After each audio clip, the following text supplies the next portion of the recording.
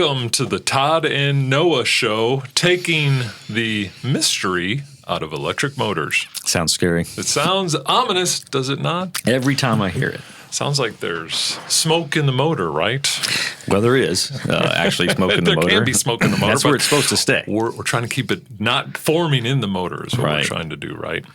No new So, smoke. Noah, we're in a new location. I feel very like grunge rocky type of atmosphere here. Yeah, Maybe Johnny Cash was in here definitely at some new point. gigs. Oh, I'm sure there was some history here. No doubt. Nirvana, possibly recording Teen Spirit, something like that.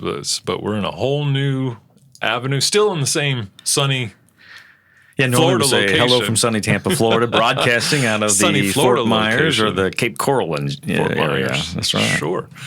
But Noah, this we're going to do a 6-part series now on focusing on our tips that we also have on our website. So those of you who want to follow along with us as we go through this, but maybe just expand on these tips a little bit further, we'll put the date out. You can go to our chronological section of the tips, and then you'll be able to follow along there. So without further ado, if you're ready.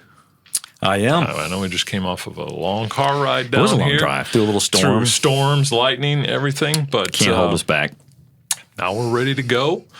Our first tip of the week comes to us June 22nd of 2015. Do you remember what you were doing that day? I really don't, actually. You don't remember what you were doing? How can you?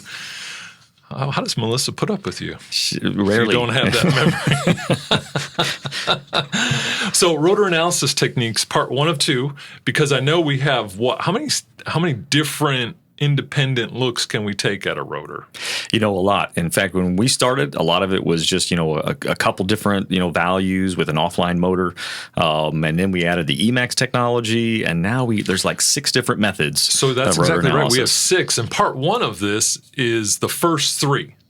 So Excellent. technique number 1, we go into qualitative analysis of the reflected impedance or residual magnetic flux on the rotor. Can you help us out with that? What is it talking about here? That it's interesting. We've had colleges come down and talk to us about funding, thesis programs and stuff like that, and we tended to bring up the rotor influence check because it was something that we kind of established years ago back in the 90s, and it was really kind of taking a look at the magnetic image on the rotor, but using the stator to actually see it, which is kind of a neat. I don't know, almost like a transformer, using the secondary to look at the primary or primary to look at the secondary.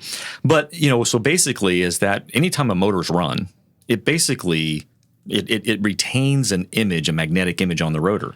And it's pole related and this kind of stuff based on the induced power. But as with the de-energized motor, as you rotate that rotor, it reflects a variation onto the stator winding, and we can track that on a graph. Yeah, so any types of cracks in the rotor bar, they leave some kind of residual, maybe a fingerprint of something. Absolutely. In fact, what's interesting is the rotor cage itself collapses the magnetic field to some extent, some steady state. But if a bar breaks, as an example, then that magnetic field in that region expands dramatically. And as a result, it ends up being kind of a pimple on the rotor. It's an elevated magnetic field that changes what is normally a sine wave appearance as you rotate the rotor. And what I found fascinating is when you do crack rotor bars, because just like you said it expands. That means the parallel rotor bars carry more current. So then that stress causes them to break. So when you open up a polo rotor, you usually see the breaks in a certain location, not like 180 degrees out. They're kind of close to each other, right? They are. In fact, let's say if you got a 2836 bar rotor, a lot of times if you see pictures coming back from the motor repair shop when you sent your motor in, it's got what we call the yellow line disease where they mark the rotors that are failed. Almost always, it's 2 or 3 together. Yeah. And just like you said, when one bar breaks, the current still has to flow to create a field to rotate that motor.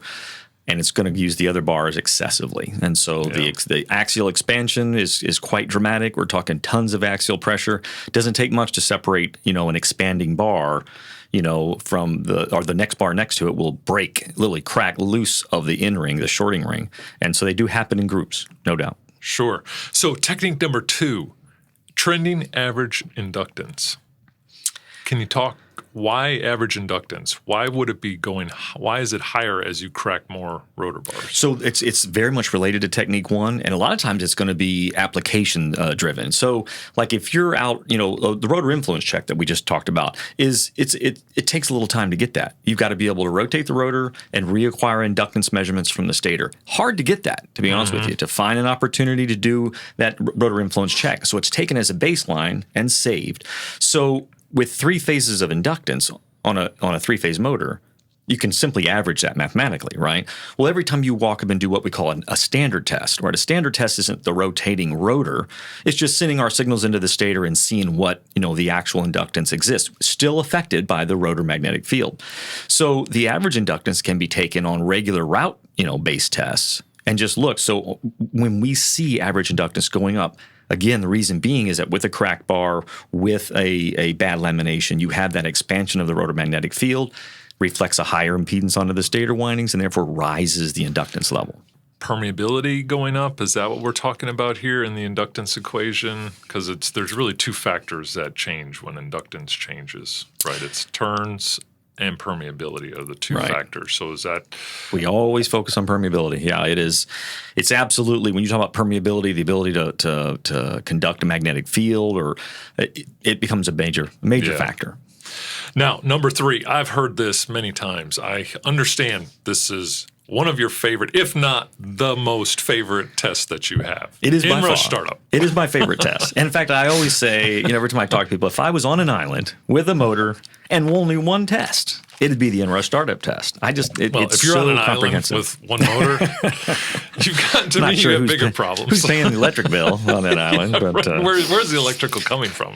In the event that happened, I would want my in-rush startup test. Okay, we know you like it. Why do you like it? So the in-rush startup test is such a broad indicator of problems. And we're focusing on the rotor now. Yeah. As we go through the various fault zones, power quality, power circuit, insulation, stator, rotor air gap, literally the in-rush startup test applies to basically all of them, right? Mm-hmm. Now, when you think about a motor starting up, it is under severe stress. Now, obviously, that reduces some if it's a variable frequency drive or something like that. But standard cross-line motor, there's a lot of stress. There's a huge amount of current flowing through the rotor on the startup. There's a massive expansion as a result of the thermal increase. That creates an opportunity. Right? So you're saying like 8-10 times what you would normally see. Absolutely. The general range is considered 7 to 10. Right. And, we can always look at that NEMA code letter and see if you've got one exceeding that. Occasionally, our customers are surprised. They'll be like, wow, there's like a 13 times inrush. So by 13 times, we're talking that the full load is 100 amps. Well, then you can expect 1,300 amps on inrush. It's a big deal. Now, that kind of stress is an opportunity to learn more about the motor. So you capture that voltage and current signal on the inrush, and it tells a whole lot about a rotor defect. Now, the main thing we expect to see is with the higher reflected impedance that we've been talking about, that creates a lower current during the startup process, lower current, lower torque, and lower torque, longer startup. So what we're going to do is just look at that startup time. If the startup time's increasing, we got a rotor problem. Right. And if it's shorter, we look in other areas, other fault zones. Other fault zones, for sure. Yeah. So even on in-rush startup, like you said, it's the most stressful time of that startup.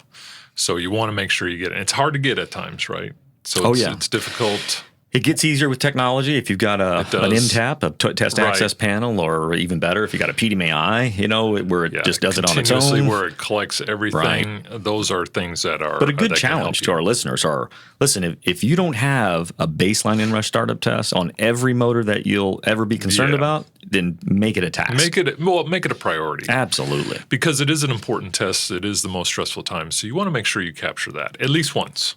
At least once. Hard to... Have it as a baseline.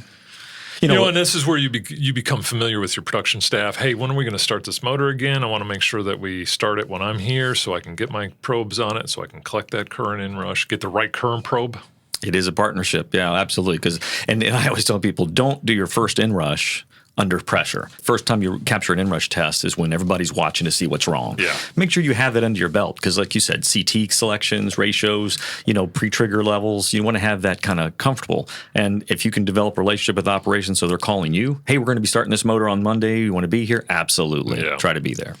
So that was the 22nd of June, 2015. Now we roll into June 29th, 2015. Part 2. Which you probably as well are. Still not aware of what was going on there. I'm not quite sure. Prepping for birthday month, probably. Oh, yeah, 3 birthdays in the house on July. Listen, if you got a lot tough. of birthdays coming, for sure you better be focused on that, not the what you were doing when you're writing up the tip. That's right. Number 4, we have pole pass frequency. Monitoring pole pass frequency, its elevation relative to the 60 hertz.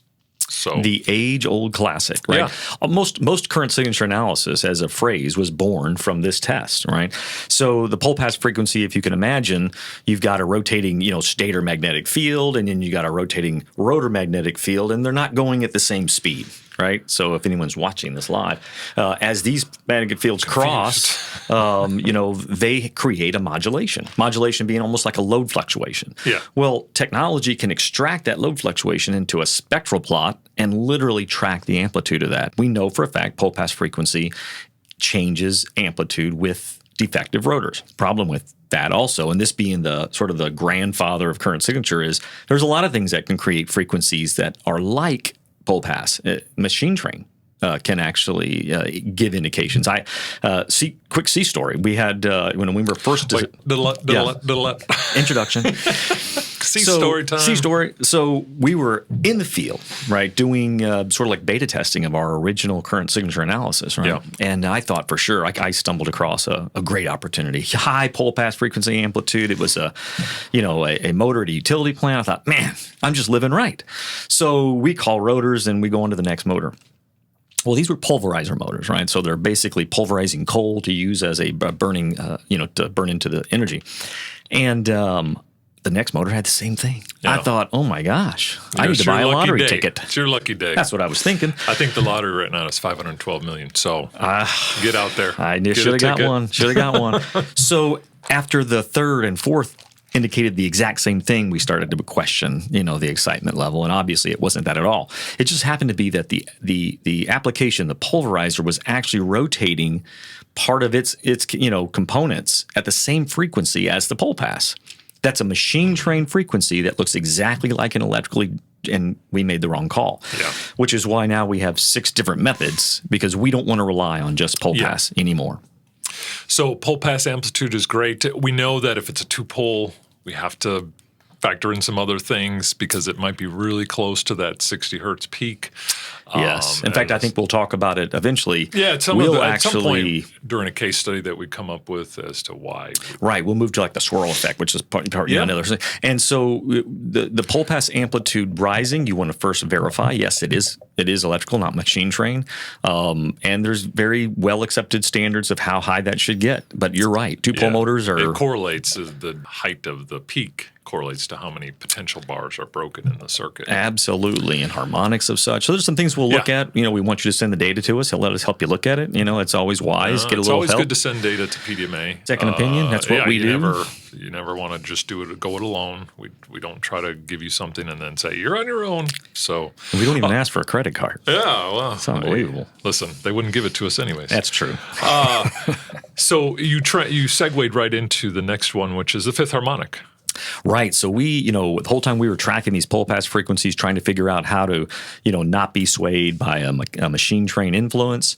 There was some GE engineers that researched a bunch of different frequencies, and they ended up calling it the swirl effect, which is really, if you take a 60 hertz times 5, that's 300 hertz, the fifth harmonic, right? Mm-hmm. So now we're sending our analysts, 50 hertz, 250 hertz. 250, right? So now we're sending our analysts out to the 200, to the fifth harmonic area, and looking for, lower sideband frequencies. And what we determine that for 4-pole or higher, if those sideband frequencies are non-existent, then you don't have a rotor problem. So it's a real good confirming indication that, hey, we think we got a rotor problem with pole pass frequency. Look at the swirl. If swirl supports that and it's not a 2-pole motor, back to the 2-pole motor, they're just not friendly. And they do an important task, but they hide a lot of things, right? Mm-hmm. So we cannot look at that swirl effect for a 2-pole and use it as a confirming it. But other than 2-pole, it's an absolutely great confirming piece of information. And then last, the sixth evaluation point would be, if we look at it here, our basic demodulation process. Yes. Looking at that envelope where we would expect to see a pole pass frequency. The great marriage of the demod had a lot to do with, like we were just saying, you know how we've got a 2-pole motor that we cannot rely on the swirl effect? Well, this is where demod comes in. Yeah. And in fact, through research efforts with a local utility in Florida, we were tracking between 10 and 20 different large 2-pole motors because we just weren't seeing pole pass frequency amplitudes elevate on these 2-pole motors early enough to make the call. By the time we called it, it was way late. It's not like we didn't still see it, but you're talking about 6, 8 broken bars, and it's just getting too late. You're at risk with an open bar design. Yes. So with the demod, we were able to actually look at the pole pass frequency not as a sideband, which is what the previous conversation for current signature analysis was. We're looking at it as a dedicated frequency at the low end of the demodulation. The way to think of demodulation is basically filtering out the line frequency so that all the other information that is normally in the noise stands out and you can actually analyze it. So it's a great technology, or it's a great test, and we have real good developed band alarm around the pole pass frequency in demod. It becomes the primary indicator for your large 2-pole motors. So those were the 6 kind of methodologies that we use, or the points of data that we collect to verify. Now, I'm going to expand a little bit on this next tip, which comes to us September 22nd of 2008. I'll bet you and I both didn't know. 2008, let's see, that was the first kind of housing crisis area. Oh, it was big time. 2007, remember that? 2008 we actually was moved into our house in 2000. Oh, you moved in. That would see, now you know. Yeah. Was it September? It was, the big crash was slightly before that. Okay. But honestly, I don't know if it was September. I think it was a little different. And then the price kept going down. Yeah, right. You move in. Oh, I thought house prices were supposed to go up. No, they went down. Yeah, but in September 22nd of 2008, once again, for those of you who are following us in the TV land now, or streaming land, because that's what we do now. This is inrush startup, but not necessarily for inrush startup, but this person here collects an inrush startup test before every test. So it's already running, and it's just 15-second process analysis. Can I say Mr. Brasher was dedicated to the cause? Yeah. And he absolutely would, my favorite test, as I use it often, he applied it as a process analysis. And literally, it's more of a running test. Rather than capturing it on inrush, he was using the RMS envelope to indicate, fluctuating loads. And so it is another indication, especially if it's a motor that's supposed to be running steady state. Yes. Centrifugal pump, something that normally has a flat line RMS, envelope, and all of a sudden it starts to modulate, which is kind of the stuff we were talking about here. It becomes a very good tool. Yeah, no question. You can see modulation of broken rotor bars in that inrush startup, right? You don't just see it in the elongated startup, but you can also see it on the pattern of the waveform that's collected, as well as if it's maybe blockage. There's some case studies that we're going to go through later on in this series great that case we'll be able to go through. But like you said, Jeff Brasher, in fact, I think when he would go to meetings, he would convince others, because we've heard them say, oh yeah, we collect it as a process tool every time before, and it gives you a wealth of information. Now, rotor tests with reduced voltage soft starts. Can you tell us a little bit about that? So everything changes with reduced voltage, right? So one of the things to be prepared for is, if you're operating on a soft start or something like that, everything's going to be, still qualitative, but in terms of comparison, right? But with the reduced voltage, you're going to have a reduced current. It's going to be a much longer startup. You're going to have to modify the way you capture this data. And, so the real important thing is, get through the startup, but still look at the same, things that we've been talking about. Look at the pole pass frequency, that should be okay. It should be fine. Absolutely.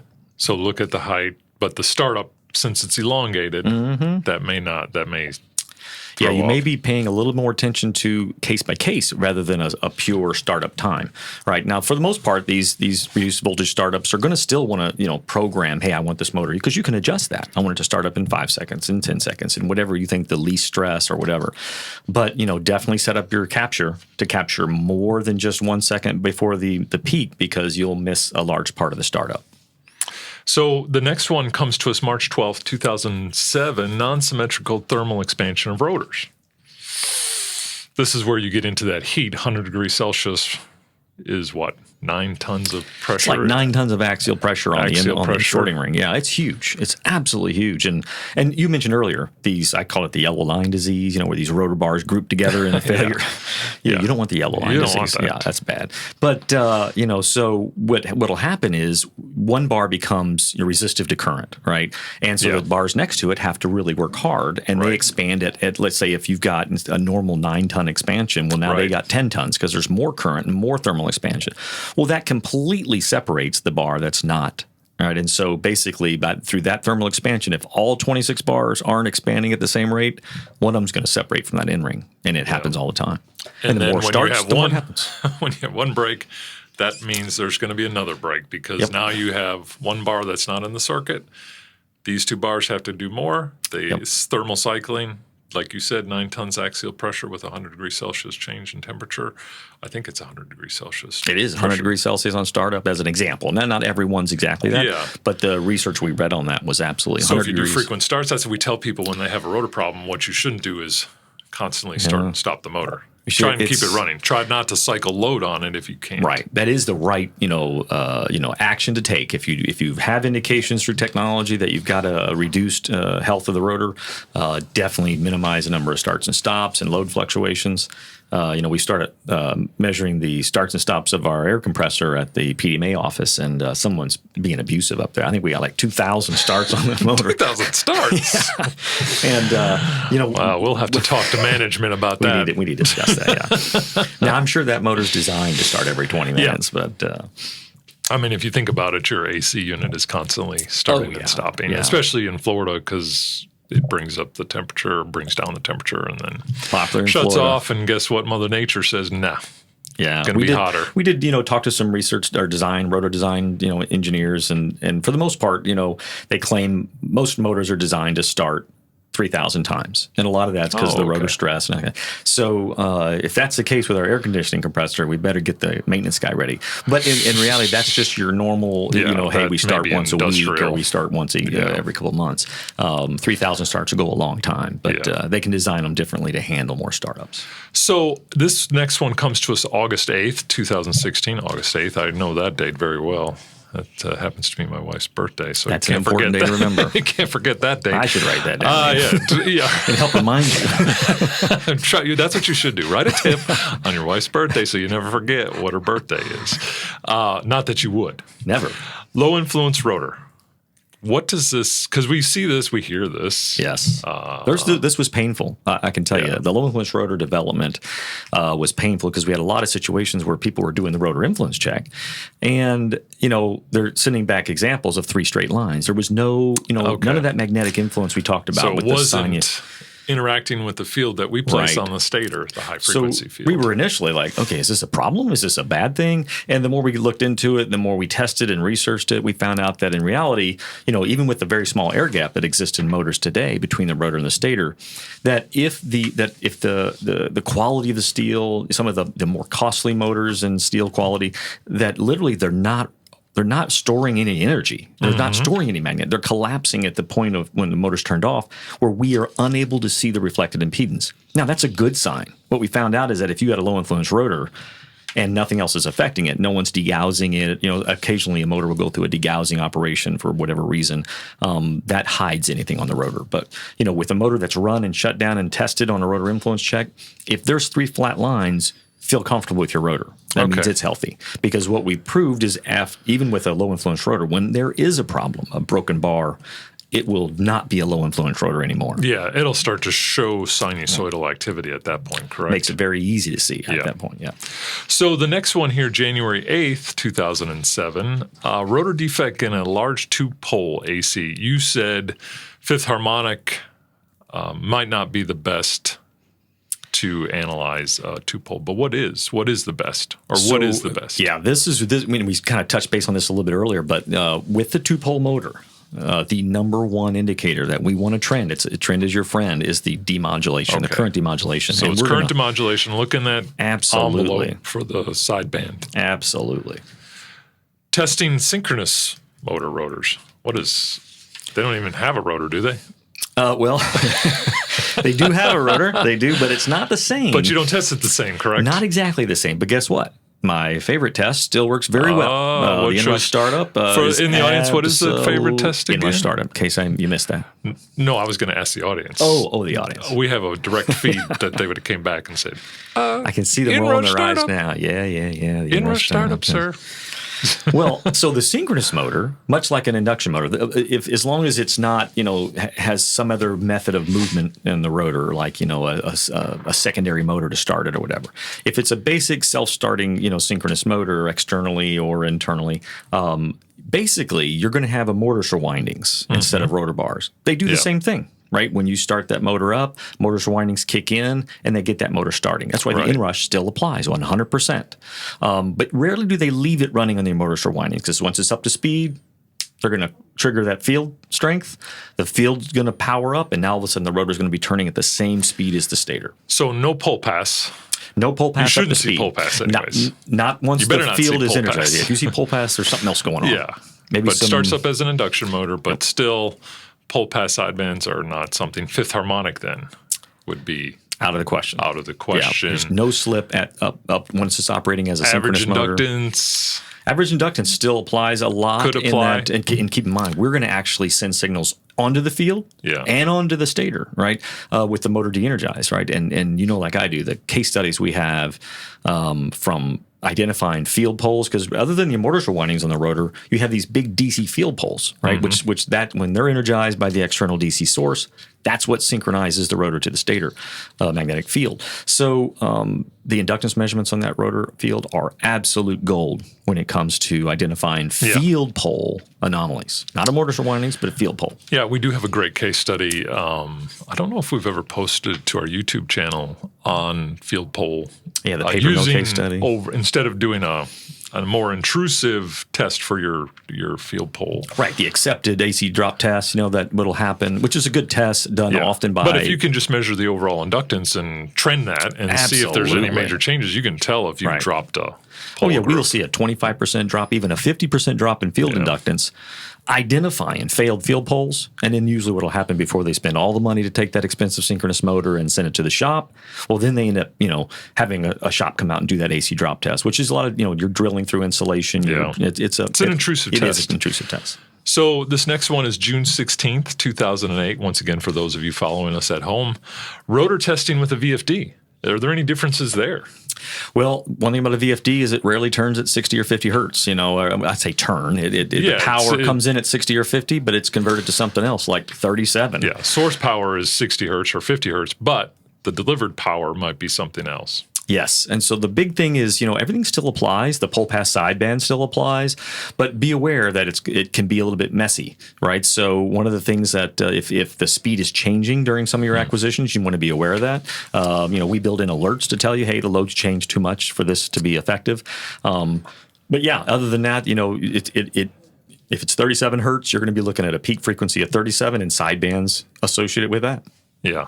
So this next tip is actually March 19th, 2012.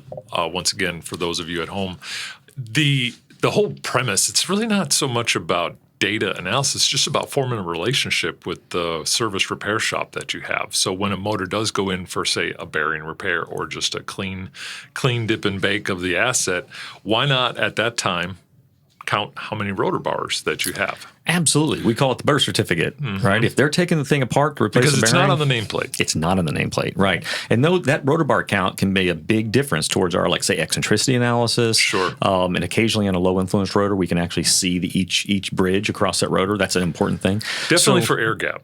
Big time. Eccentricity, that's the primary required, number. Now we can give you tools to sort of back into a guess. Right, but it's always nice. If it's there, count them out, then there's no doubt. Absolutely, because there are frequencies that show up that are 120 hertz apart on a 60 hertz motor, 100 hertz apart on a 50 hertz motor, that we start to suspect eccentricity on. But if we had a confirming rotor bar count, we could absolutely hammer that home. Right. And what about just loose rotor bars? Oh. Is there... C story. Oh. Actually, I will save that C story for a different fault zone. Okay. Back up. That's right.